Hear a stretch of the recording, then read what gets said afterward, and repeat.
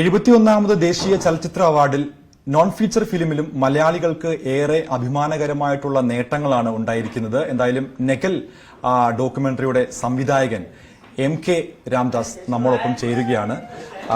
Sir, വളരെ വലിയ രീതിയിൽ മലയാളക്കര ചർച്ച ചെയ്ത ഒരു വിഷയമാണ്, പ്രത്യേകിച്ച് നെൽവയലുകളുടെ സംരക്ഷണവുമായിട്ടൊക്കെ ബന്ധപ്പെട്ട് നെഗൽ എന്ന് പറയുന്ന ഡോക്യുമെന്ററി ഒരു രാജ്യാന്തര തലത്തിലേക്ക് ചർച്ച ചെയ്യപ്പെടുന്ന ഒരു സാഹചര്യമാണ് ഇപ്പോൾ നിലവിലുള്ളത്.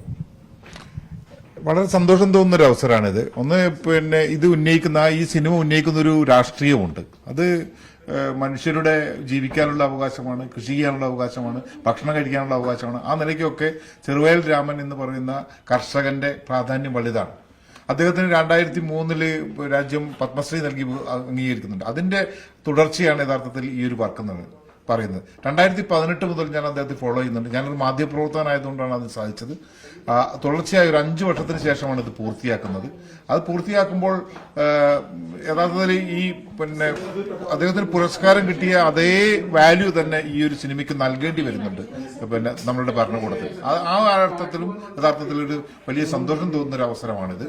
പിന്നെ നമുക്കൊരു കാര്യം മനസ്സിലാവും,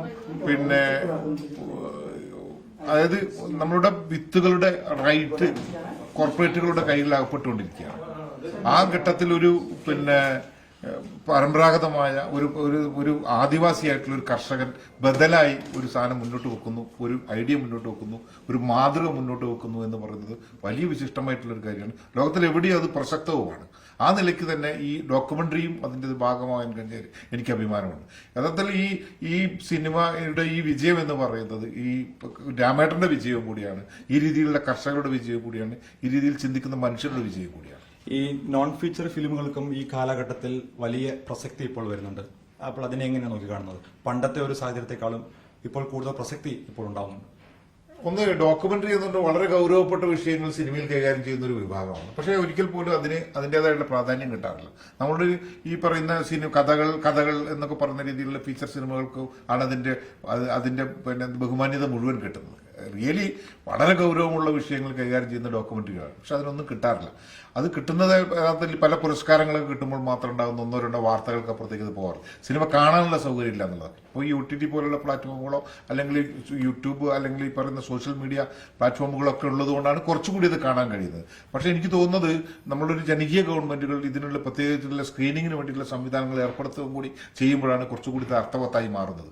കാരണം നമ്മുടെ രാജ്യം ഒരു ജനാധിപത്യ രാജ്യമാണ്. ആ ജനാധിപത്യം ഇപ്പോഴും നിലനിൽക്കുന്നുണ്ടെന്ന് വിചാരിക്കുന്ന ഒരാളാണ് ഞാൻ. അതുകൊണ്ട് തന്നെ ഇതൊരു ഉത്തരവാദിത്തമാണ് യഥാർത്ഥത്തിൽ ഇത്തരം വളരെ ഗൗരവപ്പെട്ട കാര്യങ്ങൾക്ക് ചർച്ച ചെയ്യുന്നതിനെ പൊതുജനത്തിന്റെയും സമൂഹത്തിന്റെയും മുന്നിൽ എത്തിക്കുക എന്നുള്ള ഉത്തരവാദിത്തം കൂടി ഏറ്റെടുക്കണം ഈ സിനിമ അവാർഡുകൾ നൽകുന്നതോടൊപ്പം എന്നാണ് എനിക്ക് തോന്നിയിട്ടുള്ളത്. നോൺ ഫീച്ചർ ഫിലിമുകൾ സർക്കാർ ഇനത്തിൽ, അതായത് കൂടുതൽ പ്രചാരം നൽകാൻ വേണ്ടിയുള്ള പദ്ധതികളൊക്കെ ആവിഷ്കരിക്കാൻ വേണ്ടി അങ്ങനെ എന്തെങ്കിലുമൊക്കെ നീക്കങ്ങൾ ഉണ്ടാകണമെന്ന് ആവശ്യപ്പെടുന്നുണ്ട്. തീർച്ചയായും അതാണ് ഞാൻ പറഞ്ഞത്. യഥാർത്ഥത്തിൽ എന്താണെങ്കിൽ ഈ സിനിമകൾ കാണിക്കാൻ വേണ്ടി സർക്കാരിന്റെ സംവിധാനത്തിലുള്ള തിയേറ്ററുകൾക്ക് അവസരം ഉണ്ടാക്കുക എന്നുള്ളതിനൊരു നല്ല മാർഗം. കാരണം ആളുകൾ കാണുന്നതാണ്.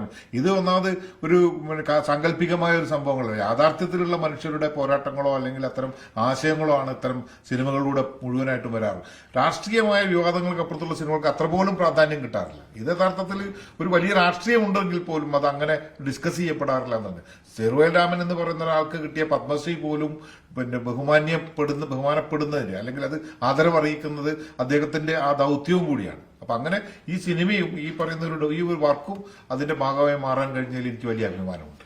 എന്തായാലും നെൽകർഷകരുടെ ജീവിതം പറയുന്ന നെഗൽ രാജ്യാന്തര തലത്തിലേക്ക് പോലും ചർച്ചയായിരിക്കുകയാണ്. എന്തായാലും എല്ലാവിധ ആശംസകളും, ഇനിയും വലിയ നേട്ടങ്ങളിലേക്ക് അങ്ങ് എത്താൻ സാധിക്കട്ടെ ആശംസിക്കുന്നു. ഡൽഹിയിൽ നിന്നും ഇമ്രാൻ അൻസാരിക്കൊപ്പം സജു തോമസ്, മീഡിയ.